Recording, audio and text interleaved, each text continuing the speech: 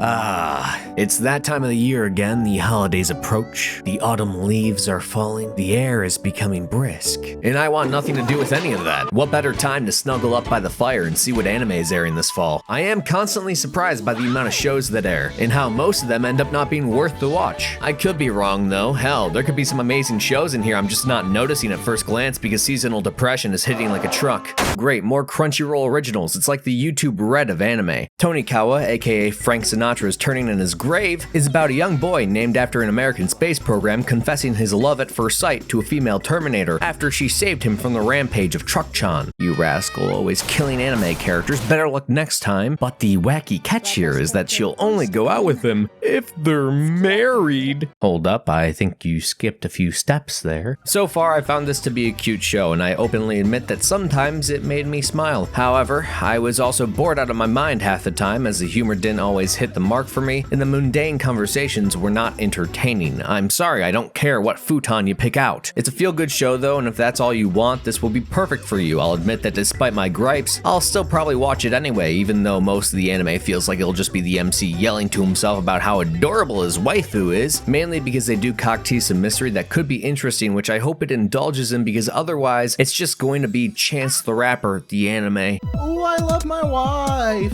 I love my wife.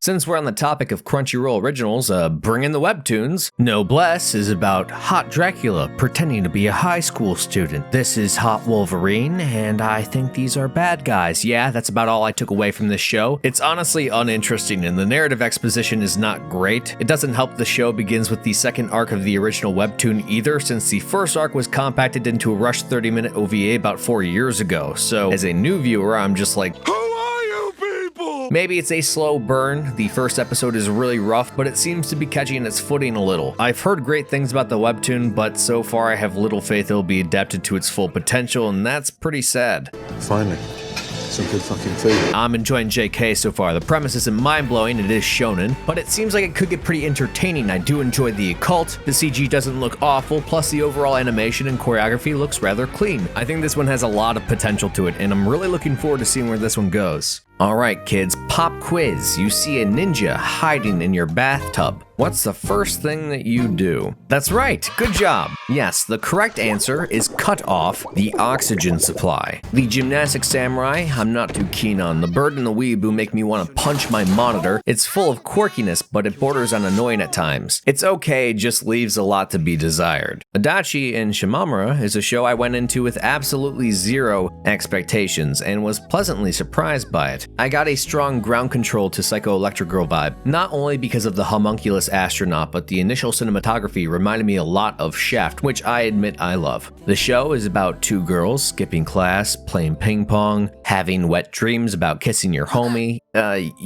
just normal girl stuff. What's not to love? The cultured half of my brain is appeased by the gorgeous visuals and the touching coming-of-age romance, while the monkey half of my brain is appeased by gay girls and pretty colors. Overall, I got no complaints. I've never been a huge fan of Yuri, but this is definitely changing my outlook on the genre, and I hope it stays good.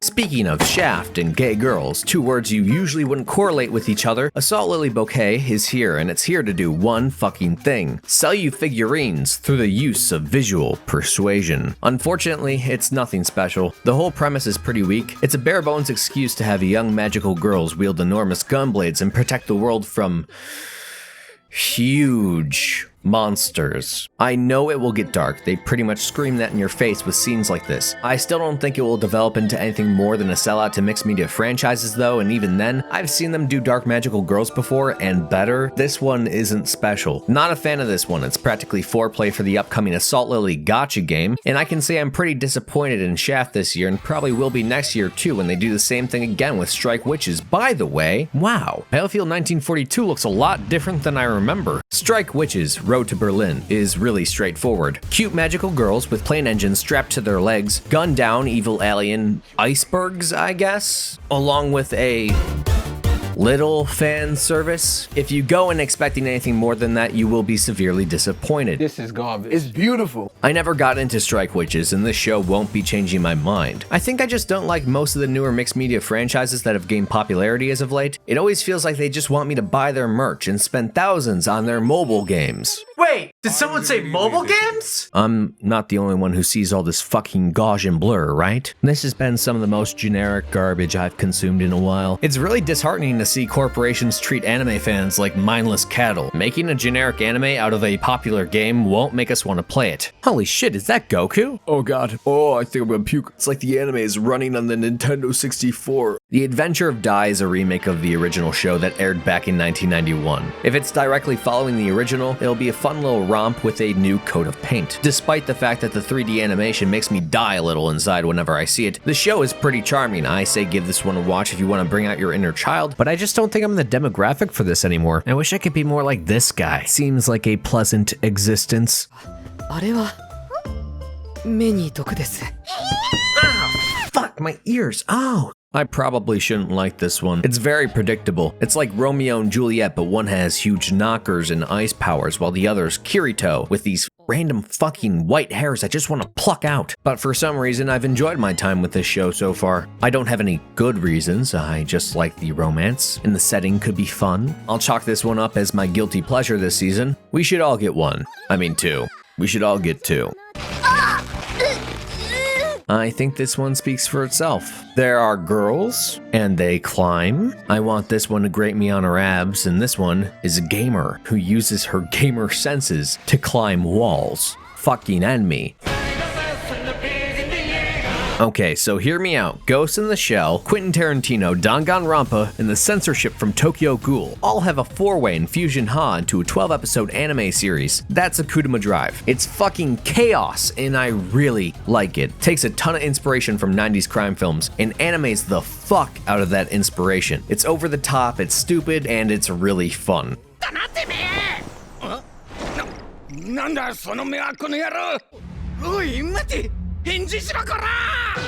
Oh, this one's cute. I like this one. I like her. She straight up murks her peers to make DIY projects out of their corpses. I empathize with her too. She just wants to sleep all the time, and I feel that. Pretty good comedy. I could see the gimmick getting old after a while, but I'm entertained right now.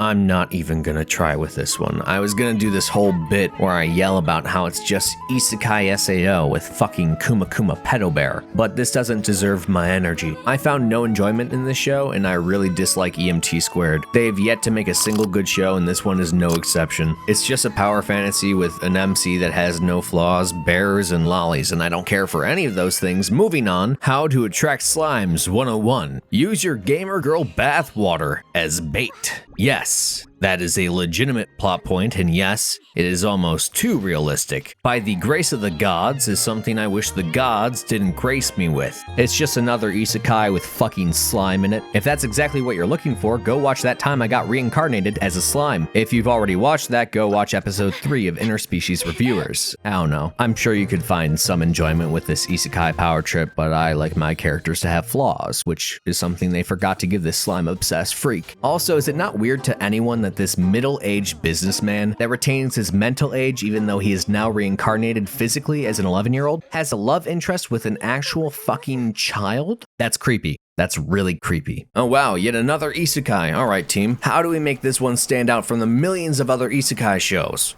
Anyone? Raise your hand. Come on. What if we made the MC a fucking nerd loner that is also really edgy and unlikable while also cutting corners in animation with dogshit CG and slideshow presentations? Well, are you writing this down? This is goddamn gold! All the edgy teens that have yet to develop frontal lobes will eat this shit up. This show is fucking bad. It tries to be cool and edgy, but comes off to me more like Overwatch Reaper roleplay. Not that Deathbringer of Gabriel Reyes. I look like him, he looks like me, but we are totally different.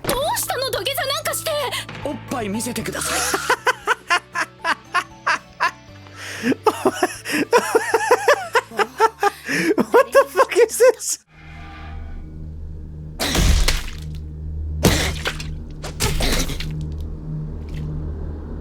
As charming as ever, I see. Higurashi knew something I forgot was happening, and when I saw it pop up, I will admit, my nostalgia was getting to me. At first, I thought this was going to be a remake of the original story, but I quickly realized that while it does retread some old ground, this is a brand new sequel. The events that occur follow a similar path, but has all these minor changes that build up a completely different outcome. I like Higurashi New and what it's trying to do, inserting in a new story by retelling and subsequently diverging from the original. As someone returning to the series, I'm actually kind of glad they did this. It makes me feel that anxiety, that unease of not knowing exactly what's going to happen. I'm interested to see how this unfolds, but if you want a faithful adaptation of the visual novels, unfortunately, you won't be getting that here. This is my dignity.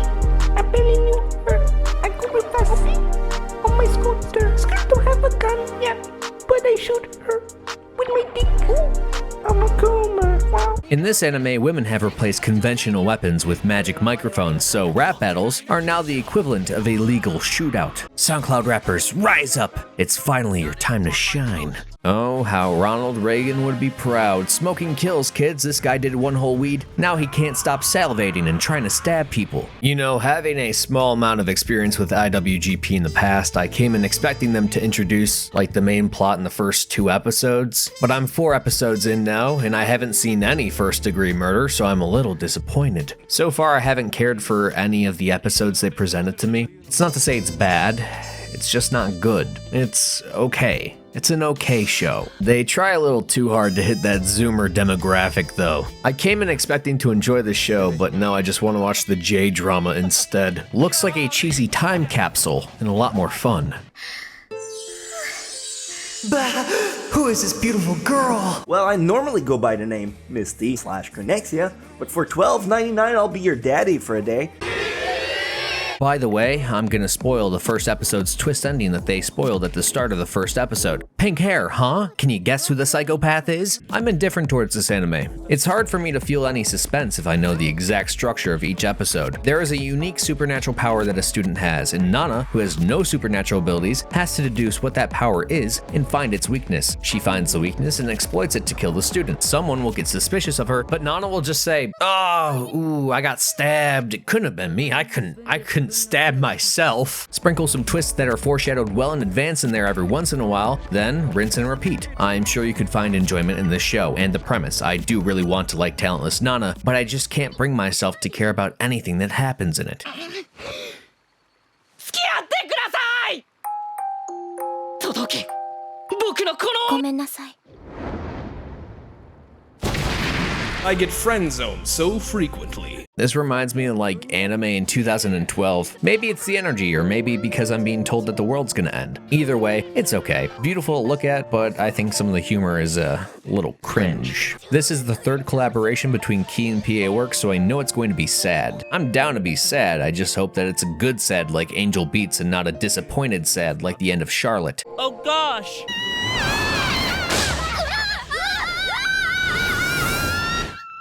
Oh my fucking god, they're dead! This isn't what I expected. It follows the traveling witch Elena through her adventures as fantastical short stories. There are some wholesome stories, and there are some more pragmatic and sad stories that aren't all wrapped up neatly with a happy ending. But there are lessons to learn from these experiences that she goes through. There is always something meaningful to take away from it at the end of each story. If you want a more proactive protagonist that solves every problem they see and for everyone to be happy, you probably won't fall in love with this one. But I like this for what it is. These shows are just sequels, more Inuyasha, more Hestia titties, more magical Alabamians. Not much to say on them. If you liked them before, I'm sure you'll like them now. Yeah, that's about it. Wait, what is this? 1 Room 3rd. I guess I must have forgotten to watch this one, huh? I mean, it's not that long. I think it's a contained story. I guess I could give a quick watch. できました先輩。 Oh. やった。 Oh no. Why do I feel more anxiety watching this than fucking Higurashi? Yeah, I missed some anime this season, but my mental state was diminishing fast. I'm only human.